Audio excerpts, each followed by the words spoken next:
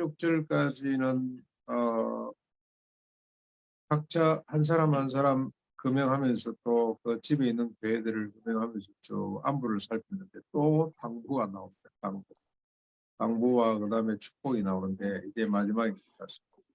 아마 생각이 나서 이렇게 또 한 번 더 모세가 시내산에서 이제 마지막 모압 평지에서 다시 한 번 더 쭉 했던 이야기를 다시 반복해서 하는 것처럼 이 편지가 마지막이 될 것 같다는 생각이 들어서 그런지 다시 한 번 더 당부하고 축복하는 내용입니다. 당부를 보시면 17절 형제들아 내가 너희를 권하노니 너희가 배운 바 교훈을 거스려 분쟁을 일으키거나 분쟁 자꾸 갈라놓으려고 분열을 일으키거나 그치게 하는 자, 넘어지게 하는 자, 시험 들게 하는 자들을 살피고 그들에게서 떠나라.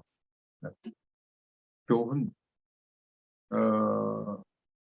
지금까지 쭉 뭐 다른 교훈이 아닙니다. 복음이죠. 복음. 예수 그리스도 십자가 부활 성령 부으심에 대한 구원에 대한 걸 가지고 자꾸 시비를 일으켜서 그치게 하거나 분쟁을 일으키는 자를 잘 살펴서 그들을 피하라는 거예요. 그들을 이렇게 가까이 하지 말고 늘 피하거라. 이 같은 자들은 우리 주 그리스도를 섬기지 아니하고 자신들의 배를 섬기는 자신의 배 이게 뭐 탐욕, 식욕 뭐 이런 것도 있습니다. 욕망 그 자체 욕망을 섬기는 자니 어떻게 섬깁니까? 교활한 말과 아침하는 말로 순진한 자들의 마음을 미혹한다. 마음을 얻는 거죠. 빼앗는 거. 말 잘합니다. 들으면 정말로 참 시원하고 위로가 되고 그렇습니다. 제가 복음을 제대로 가르친다면 큰 교회가 될 수 있을까 이런 의구심을 많이 가져본 적이 있거든요. 왜냐하면 복음은 우리 마음을 자꾸 불편하게 만드는 것들이 너무 많기 때문에 특별히 구원받은 것 이제 열매 부분 이 뭐 비잉과 두잉으로 우리 나눠본다면 두잉에 대한 이야기를 하면 정말로 힘들잖아요. 우리가 주기도문을 늘 암송하고 있습니다만 오늘 우리에게 일용할 양식을 주옵시고 이런 부분은 이 자본주의 사회에서 특별히 그치는 거죠. 그래서 바울도 너희는 이 세상 패턴에 안주해 있지 말고 늘 살피는 살피. 그래서 말로만 하지 말고 네 몸을 제물로 하나님 앞에 드리라. 이런 이야기들은 우리를 불편하게 하는 거예요. 어느 시인이 고백하기를 시는 사람들을 위로하는 거냐? 아니다. 요즘 우리 대중가요들 뭐 BTS가 제일 세계적으로 인기가 뭐 있는 그룹이라고 알고 있는데 그 젊은이들의 노래를 들어보면 주로 위로하는 노래죠. 그런 노래도 필요합니다만 시인의 사명은 사람들을 위로하기보다도 고민하게 만드는 것이 있어요. 시를 읽으면서 꼭 고민이 생겨요. 내가 제대로 사는 거 맞나? 삶의 진실이 뭔가? 삶의 참된 의미가 뭔가를 자꾸 자각하도록 만들고 되새기도록 만들고 그게 문학의 특성이라 그러고요. 그러기 위해서는 오히려 비극성이 더 좋다는 이야기까지 하는데 오늘날 어떻게 10,000명, 50,000명, 10만 명을 모으는 교회가 있을까? 예수님도 마지막 설교를 하니까 다 어렵다 그러고 돌아갔는데 어째서 사람들이 이렇게 많이 모였나? 바울 같은 사람이 능력 있는 종이 교회를 세워도 기껏 10명, 20명, 많아봐야 고린도 교회는 40명밖에 안 됐다 그랬는데 돈 오는 사람 전체적으로 많았습니다만 교회로 보면 그렇게 많지 않은 숫자인데 어떻게 이렇게 많은 사람을 모을 수 있을까? 사람의 마음에 꽉 드는 말이죠. 교활한 말, 아침하는 말도. 그걸 살피고 그늘로부터 떠나라고 이야기를 우리가 주목해야 될 말씀이라고 생각합니다. 인간은 자기가 듣고 싶은 말만 듣게 돼 있습니다. 자기를 기쁘게 하는 말, 자기에게 도움이 되는 말을 듣습니다. 불편하게 하는 말은 절대로 안 듣는 것이 인간입니다. 심리적으로 여러 가지 시험을 했는데요. 뭐 화면을 하나 보여주고 이게 몇 번 나오는지 보십시오 하고 열심히 그 요구에 의해서 보고 있는데 난주 결론은 뭐냐면 너무나 평범한 이야기인데 그 말고 다른 것은 몇 분입니까? 아무도 몰라요. 딱 한 사람 알아맞힌다. 그 사람은 어떤 사람이냐? 사회자가 요구하는 걸 포기한 사람 있잖아요. 그래서 아하 뭔가 하나 자기 욕망에 꽂히면 다른 거는 안 들리는구나. 다른 소리는 안 들리는 것이 인간의 심리구나. 그런 생각을 해본 적이 있습니다.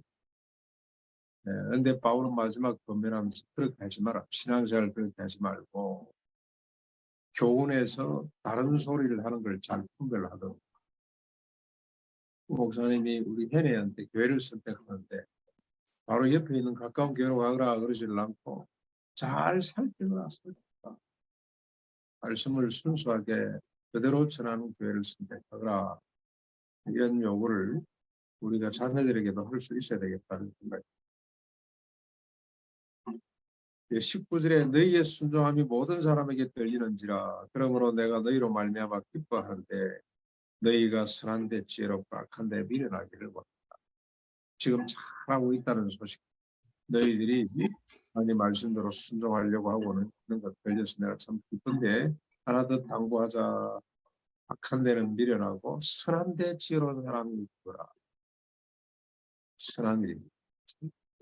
너희 선한 일은 바울 신학에 의하면 남을 유익하게 하는 것, 세상을 복되게 하는 것, 악한 것은 자기를 유익하게 하는 것 이렇게 정리하시면 될 것 같습니다.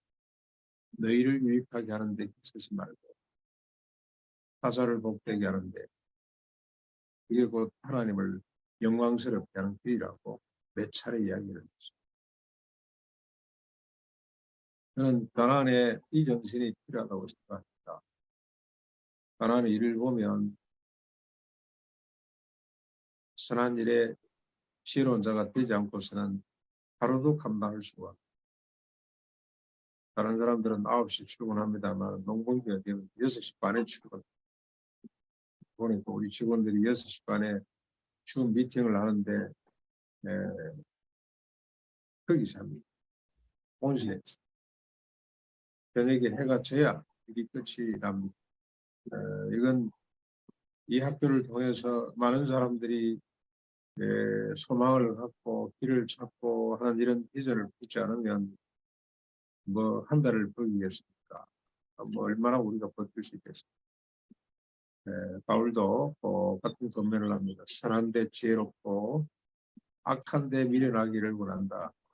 너희 배를 섬기는 일에 미련하고 하나님을 주님을 섬기는 일에 지혜로운 사람이 되기를 원한다. 그런 뜻으로 이해해도 좋을 것 같습니다.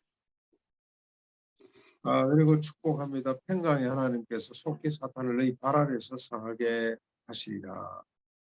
우리 주 예수의 은혜가 너희에게 있을지어다.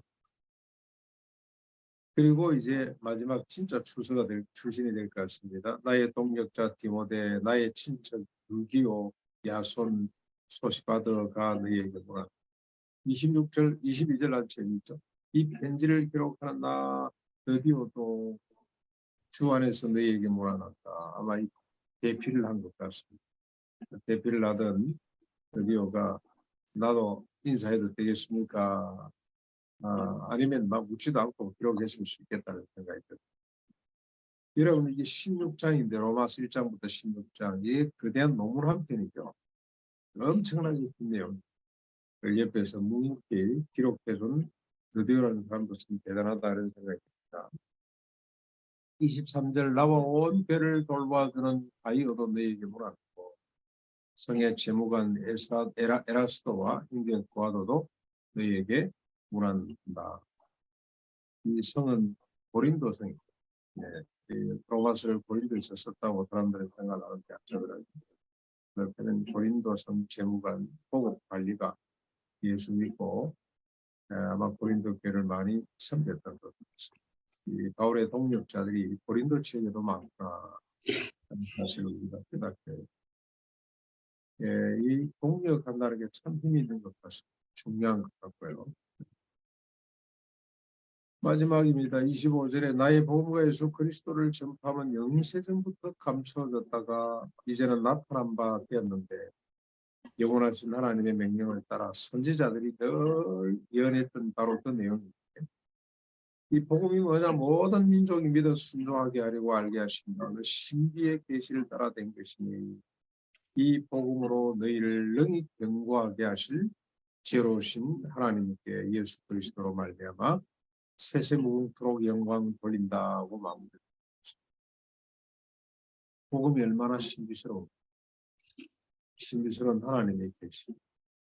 하나님이 계획하셨고 약속하셨고 뜻을 정하셨고 선지자를 통해서 계속 기록하도록 만들었고, 그래서 여러분 저 구약의 선지서들은 대부분 다 이 복음에 대한 이야기. 예수 메시아가 오신다. 그분이 오시면 이런 일을 할 것이다. 그 중에서도 가장 대표적인 게 에스겔 36장 22절로 30절. 복음의 압축파이라고 생각합니다. 너희를 부르신 하나님께서 예수 그리스도의 피를 뿌려 너희를 정결하게 하실 것이다. 그리고 너희를 거듭나게 할 것이다. 새롭게 할 것이다. 옛 마음, 자기의 욕망을 줬던 옛 마음을 멀리 옮기시고 빼내시고 너희 속에 새 마음, 다시는 자기 자신을 위해 살지 않고 그리스도를 위해 사는, 이웃을 사는 새 마음을 부어주실 것이다. 그걸 보장하기 위해서 성령을 부어주시고 성령님의 도우심으로 말미암아 비로소 모든 윤례를 행하게 될 것이다. 율법 613가지 플러스 산상보를 행하는 자가 되도록 해주실 것이다. 그리고 너희를 교회로 불러주어서 하나님의 나라를 이루게 할 것이다. 하나님의 주권이 드디어 이 세상 가운데 펼쳐지도록 할 것이며 마지막으로 새하늘과 새 땅이 임하게 될 것이고 그 새하늘과 새 땅에 너희들이 영원히 왕노릇하게 될 것이라는 내용을 담고 있습니다. 그 시작이, 그 성취가 예수 그리스도의 초림과 재림으로 있습니다. 이미 우리는 복음 시대에 살고 있습니다.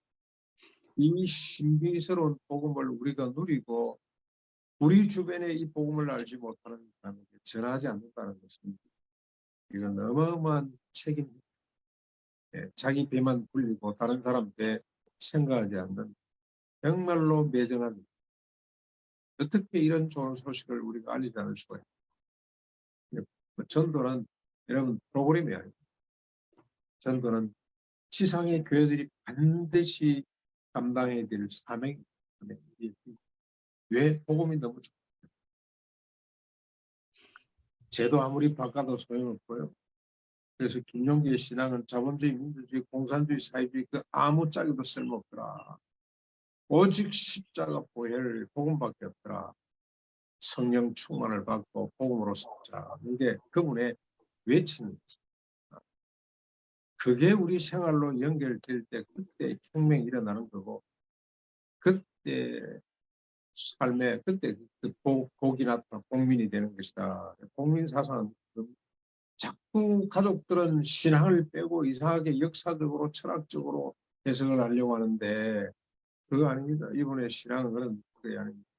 순수한 복음, 어린아이처럼 순진무구한 복음주의 있습니다. 그게 생활로 연결된 복음. 이런 전통을 우리가 가나안 동산에서 해보고 멋있게 따랐습니다. 자신의 배가 아니라 그리스도를 섬기는 자, 선한데 지혜롭고 악한데 미련한 자, 복음의 자긍심을 갖고 시간 날 때마다 이웃에게 복음을 전하자. 이 귀한 사명 감당하는 하루가 되고 우리 남은 사회가 됐으면 좋겠습니다.